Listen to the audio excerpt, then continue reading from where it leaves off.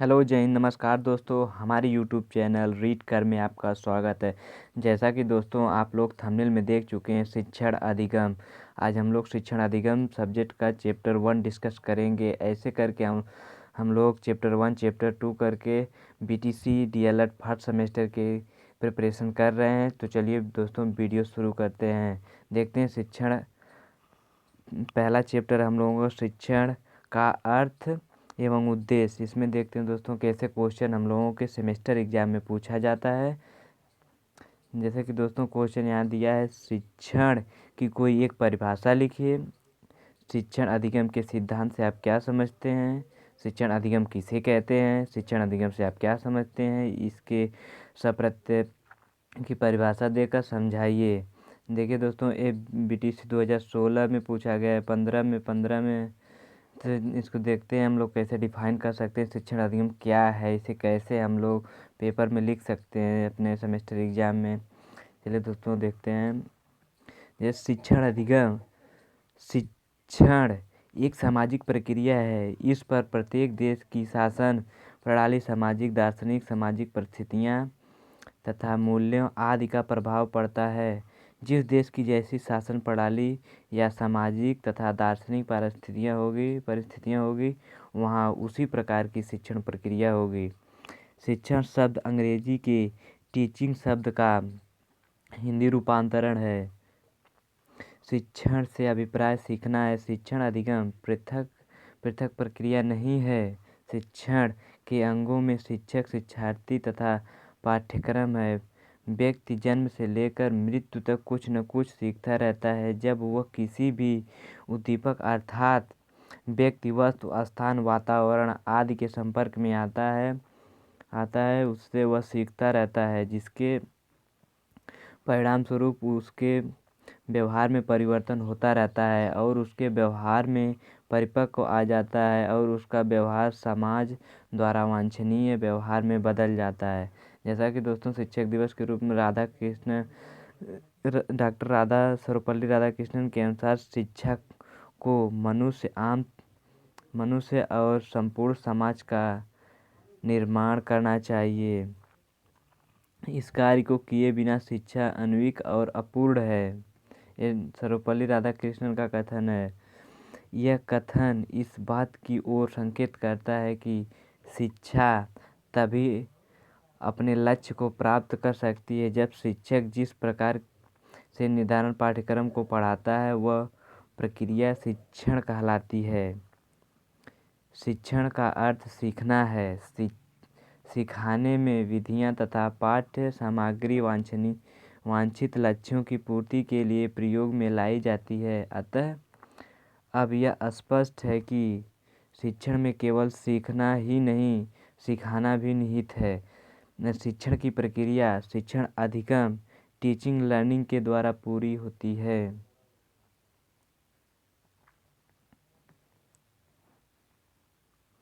जिस प्रकार शिक्षा के दो अर्थ है, संकुचित, व्यापक, ठीक उसी प्रकार शिक्षण अर्थ के भी दो आधार हैं, जिनके आधार पर यह विवेचना की जा सकती है कि शिक्षण का क्या अर्थ है।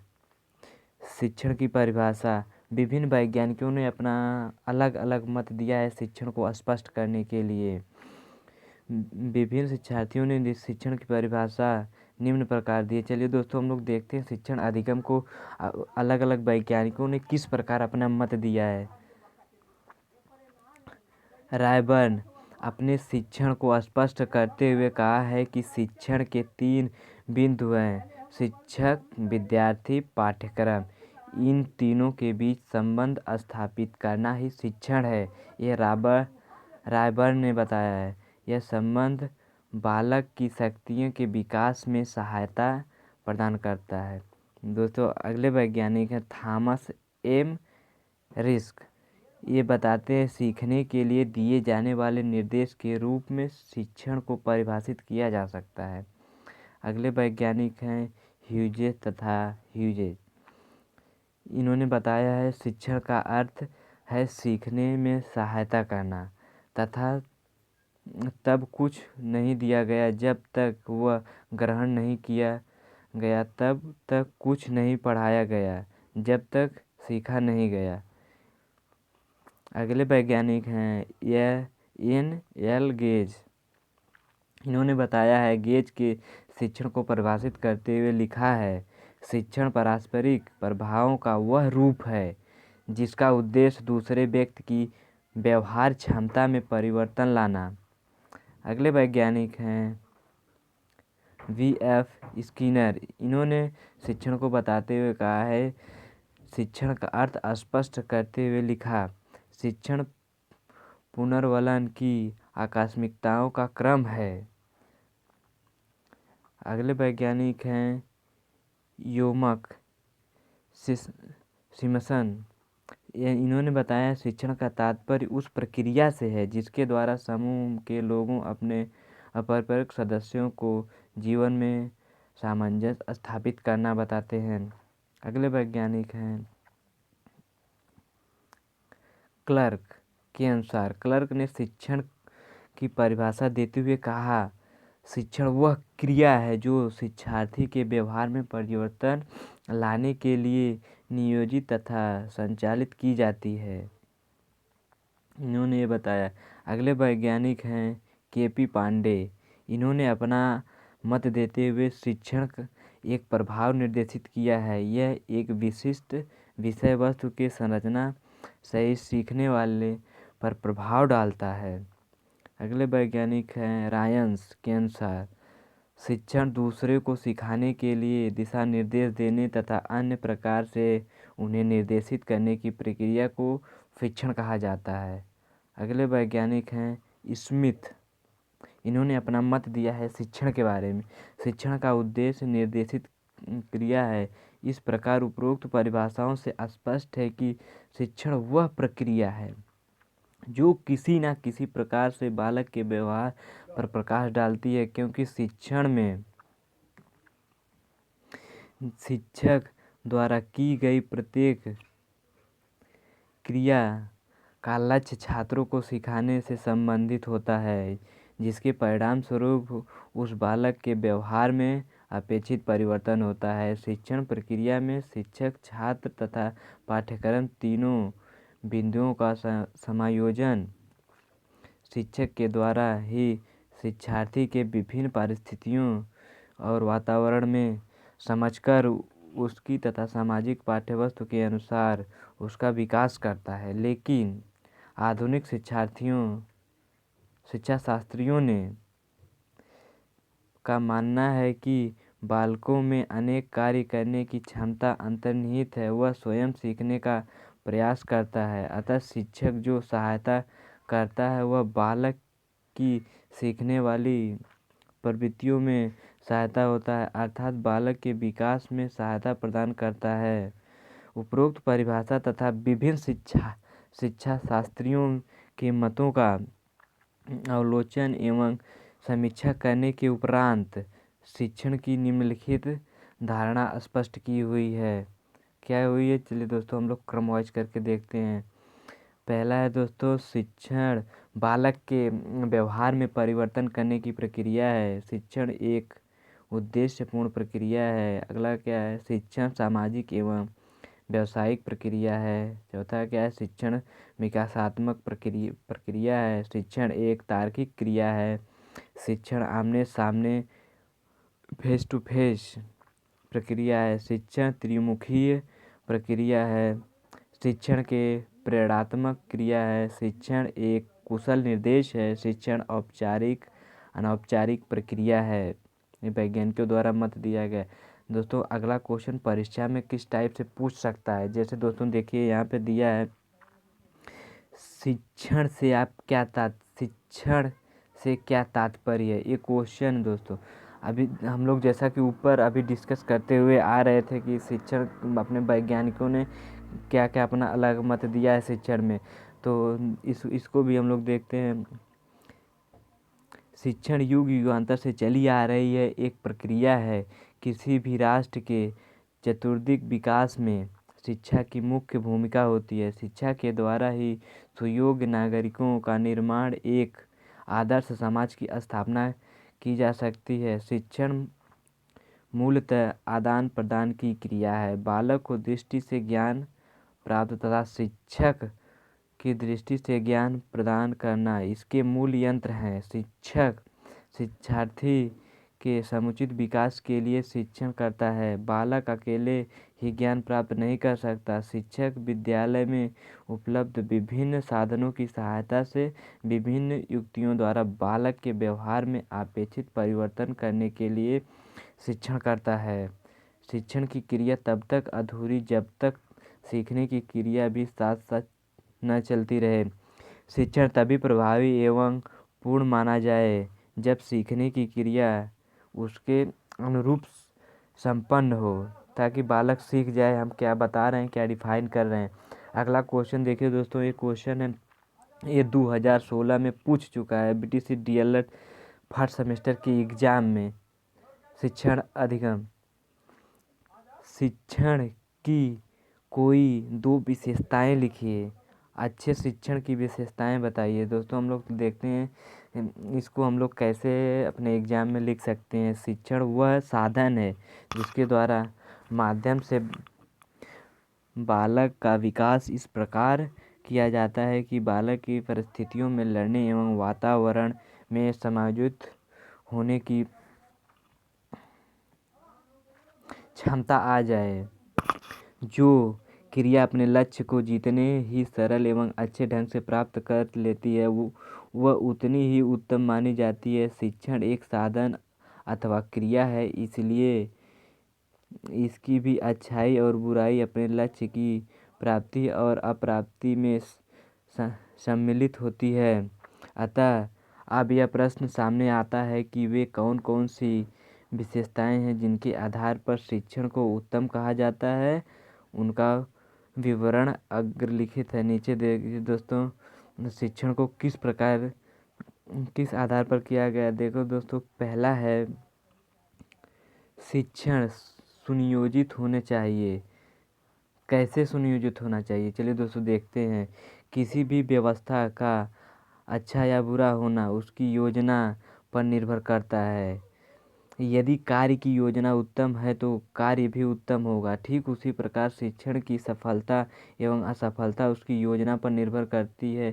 जिन शिक्षकों की योजना शिक्षण से पूर्व तैयार होती है उसका शिक्षण भी सफल होता है। लेकिन योजना में लचीलापन होना चाहिए जिससे कक्षा में परिस्थिति एवं परिवर्तन किया जा सके। इसके विषय में डॉक्टर भटिया ने लिखा है, good teaching is planned carefully in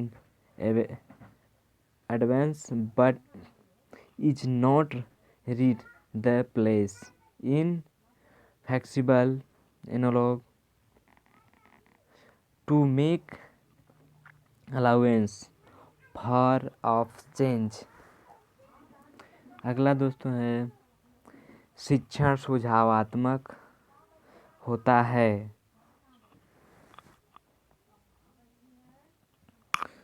the teaching is suggestive. अच्छा सुझाव शिक्षण सुझावात्मक होना चाहिए जिसमें बालकों को आदेश प्रदान न करके सुझाव प्रदान किया जाता है। अच्छा शिक्षण वह है जिसमें कलम स्वयं पर किसी का तनिक भी दबाव महसूस नहीं करता। अतः शिक्षक ऐसा हो जो सुझावात्मक तरीके का प्रयास करना चाहिए।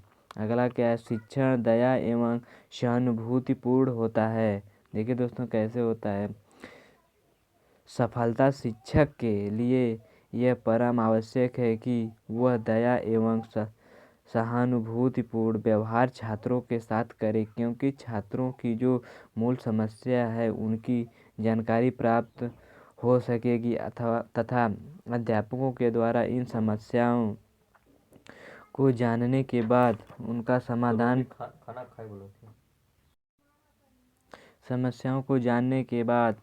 किया जाएगा। अगला है, अच्छा शिक्षण प्रेरणादायक होता है। देखिए दोस्तों, गुड टीचिंग इज स्टिम्युलेशन। अच्छा शिक्षण वह कहलाता है जिसमें शिक्षक के द्वारा ऐसा वातावरण तैयार किया जाता है जिसमें बालक स्वयं क्रिया करने को तात्पर्य होता है और उससे कुछ सीखता है। शिक्षक को चाहिए कि वह बालक को अधिक से अधिक प्रेरित कर सके, क्योंकि बालक को सीखने की जितनी रुचि होती है, बालक उतना ही अधिक सीखता है, प्रयास करता है। अगला है, अच्छे शिक्षण में व्यक्तिगत विभिन्नताओं को ध्यान रखा जाता है। तो कैसे देखें दोस्तों, वैज्ञानिकों ने अपना मत कैसे दिया है। मनोवैज्ञानिकों ने यह स्पष्ट कहा है कि कोई दो व्यक्ति एक जैसी रुचि और आदत के नहीं होते हैं, सभी में भिन्नताएं पाई जाती हैं। इसलिए एक अच्छे अध्यापक को अच्छे शिक्षण में उनकी व्यक्तिगत समस्याओं को ध्यान में रखकर शिक्षण कार्य करना चाहिए। इसकी अनुपस्थिति में सभी छात्र ज्ञान अर्जन में सक्षम नहीं होंगे। अगला है, शिक्षण प्रजातंत्रीय होना चाहिए। अच्छा शिक्षण वही है जो बालक में प्रजातंत्र मनोवृत्ति को उत्पन्न कर दे और वह अपने प्रतिदिन के व्यवहार में, आचरण में प्रजातंत्रीय भावनाओं द्वारा प्रेरणा ग्रहण करे तथा उसमें प्रजातंत्रीय विचारों को जीवन में उतारने की भावना का विकास करे। अतः कक्षा में प्रत्येक विद्यार्थी को शिक्षण प्रक्रिया में समान अधिकार प्रदान किया जाना चाहिए। अगला है दोस्तों,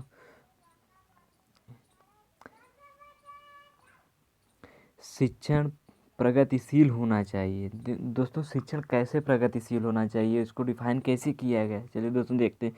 बालक की सच्ची शिक्षा उसके निजी अनुभवों पर आधारित होनी चाहिए। शिक्षण बालक के पूर्व अनुभवों को ध्यान में रखते हुए नवीन ज्ञान प्राप्त करता है। अतः बालक की शिक्षा उसके निजी अनुभवों पर आधारित होनी चाहिए।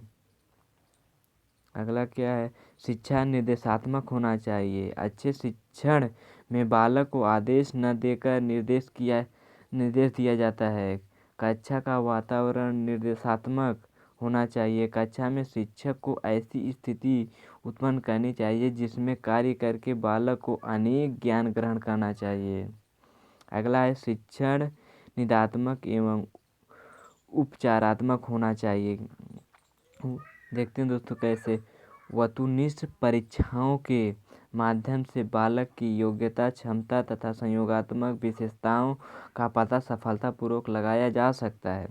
इन साधनों के द्वारा हम शिक्षण को निदात्मक बना सकते हैं। साथ ही व्यक्तिगत भिन्नता, शिक्षण की नवीन पद्धति तथा पिछड़ेपन के कारणों का ज्ञान प्राप्त करके हम शिक्षण को उपचारात्मक बना सकते हैं।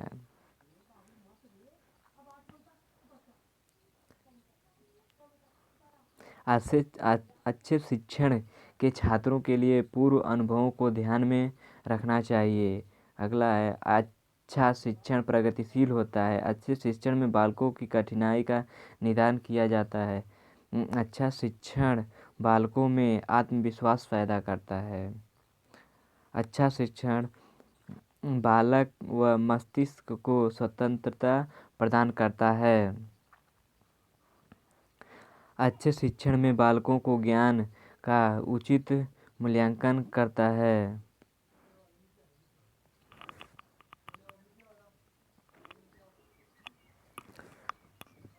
अगला क्वेश्चन हम लोगों को, जैसा कि दोस्तों सेमेस्टर एग्जाम में पूछा जा सकता है।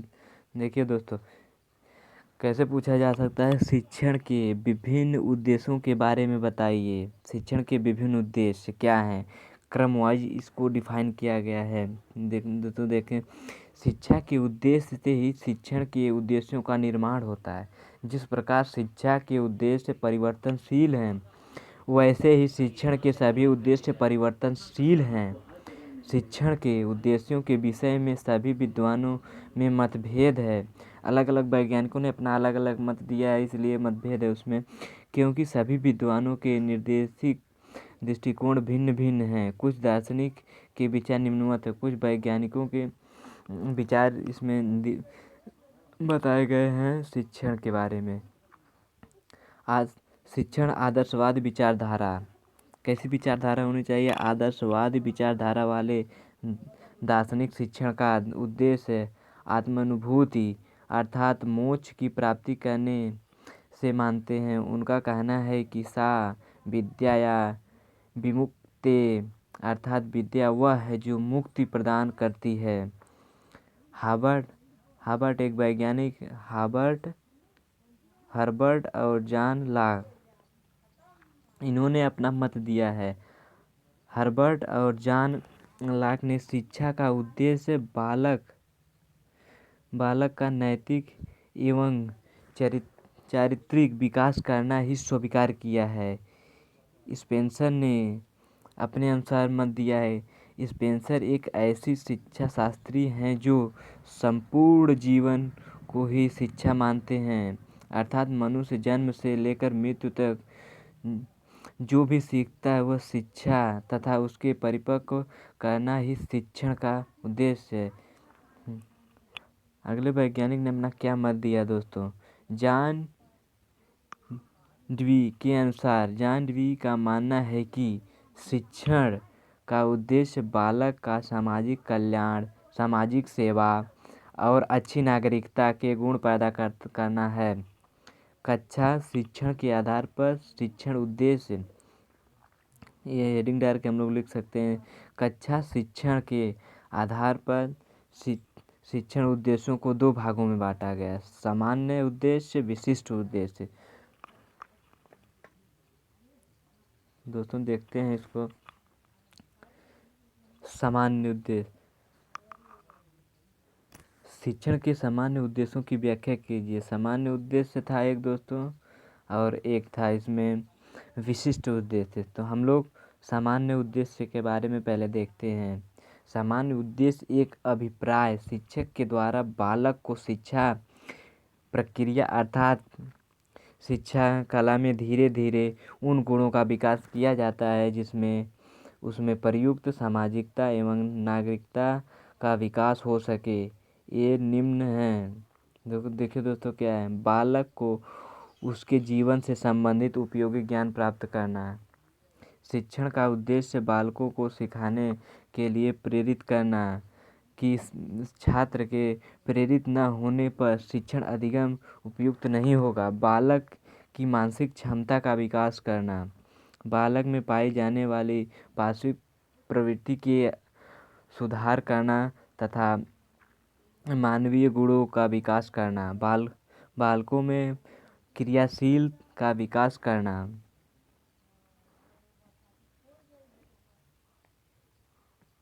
बालकों में संवेदनशीलता का विकास करना। बालकों को प्राप्त सैद्धांतिक ज्ञान को व्यवहारिक रूप में प्रयोग करने के लिए प्रेरित करना। अगला है बालकों में वातावरण के प्रति समायोजन की क्षमता प्रदान करना। बालकों में आत्मविश्वास तथा आत्मानुभूति करने के योग्य बनाना। बालकों को सृजनात्मक क्षमता का विकास करना तथा सृजनात्मक कार्य के लिए प्रेरित करना। बालकों का मार्ग प्रकटीकरण करना तथा उपयुक्त एवं उपयोगी राह का अनुकरण करने की क्षमता का विकास करना ताकि वह अपने को स्वयं उस रास्ते पे ले जा सके, ताकि वह सही मार्गदर्शन उसे प्राप्त हो। बालकों में आत्माभिव्यक्ति का विकास करना जिससे वे अपने अनुभव एवं विचारों को दूसरे के समक्ष प्रस्तुत करने में समर्थ हो, ताकि कोई कुछ पूछे तो वह उसे बताने के लिए समर्थ हो। छात्रों की क्रियात्मक पहलू का विकास, छात्रों के व्यक्तिगत रुचियों का, उसमें क्या रुचि है, वो क्या पसंद करना चाहता है। छात्रों को नवीन ज्ञान के लिए प्रेरित करना, मतलब वह नया नया ज्ञान सीखे कि ताकि उसे नई नई सीखने की इच्छा हो। दोस्तों यह अति लघु उत्तरीय प्रश्न, छोटे क्वेश्चन कैसे पूछे जाते हैं। देखिए दोस्तों, शिक्षण का सामान्य अर्थ, शिक्षण का सामान्य अर्थ जिसे हम लोग ऊपर से पढ़ते आ रहे हैं कि देखिए दोस्तों, शिक्षण का उद्देश्य। अब हम लोग शिक्षण के उद्देश्य के बारे में हम लोग 15 पॉइंट लगभग पढ़े हैं, तो उसी को दूसरे तरीके से क्वेश्चन पूछ लिया है। शिक्षण का सामान्य अर्थ क्या है, तो हम लोग शिक्षण का सामान्य अर्थ हेडिंग डाल के उसमें लिखेंगे ज्ञान प्रदान करना, शिक्षक शिक्षण के द्वारा ही शिक्षार्थियों को विषय वस्तु सीखने के लिए प्रेरित करना। अगला क्वेश्चन हम लोगों का इस तरीके से पूछ सकता है कि शिक्षण का व्यापक अर्थ क्या है। तो हम लोग उसमें लिख सकते हैं, व्यापक अर्थ में शिक्षण वह प्रक्रिया है जिसमें कि किन्हीं भी साधनों द्वारा किसी भी समय किसी भी व्यक्ति द्वारा किसी ज्ञान को किसी भी माध्यम से दिया जाए। शिक्षण जीवन भर चलता है, व्यक्ति जीवन भर सीखता है। अब अगला क्वेश्चन पूछ सकता है, शिक्षण के उद्देश्य क्या हैं। हम लोग ऊपर दोस्तों पढ़े हैं शिक्षण के कई उद्देश्य हैं, जो कई वैज्ञानिकों ने अपना अलग अलग मत दिया है, जो हम लोग ऊपर पढ़ चुके हैं। तो उसी तरह से हम लोग पॉइंट वाइज लिख सकते हैं। वैदिक शिक्षण शारीरिक स्वास्थ्य तथा रहन सहन, व्यक्तित्व का विकास एवं नेतृत्व, स्वावलंबन तथा व्यावसायिक रूपता। अगला क्वेश्चन पूछ सकता है, शिक्षण के कोई दो उद्देश्य लिखे हैं। तो दो उद्देश्य आसानी से लिख के इसको डिफाइन कर दिया जाए। मानसिक क्षमता का विकास, क्रियाशीलता का विकास। मानसिक क्षमता का विकास कैसे होता है, अब वैज्ञानिकों ने अपना अलग अलग मत देकर बताया है कि कैसे इसका विकास होता है। चलिए दोस्तों, यह पहला चैप्टर कंप्लीट हुआ। अब अगली वीडियो में हम लोग कम्युनिकेशन स्टार्ट करेंगे, संप्रेषण। तो दोस्तों वीडियो को लाइक, चैनल को सब्सक्राइब जरूर करें। ऐसे ही हमारे चैनल पे सभी सब्जेक्ट की वीडियो लेसन 1 लेसन 2 के तरह से करके वीडियो अपलोड होगी, जैसे दोस्तों कि हम लोग सेमेस्टर की तैयारी करने में मदद मिलेगी। धन्यवाद दोस्तों, वीडियो को लाइक, चैनल को सब्सक्राइब जरूर करें। धन्यवाद।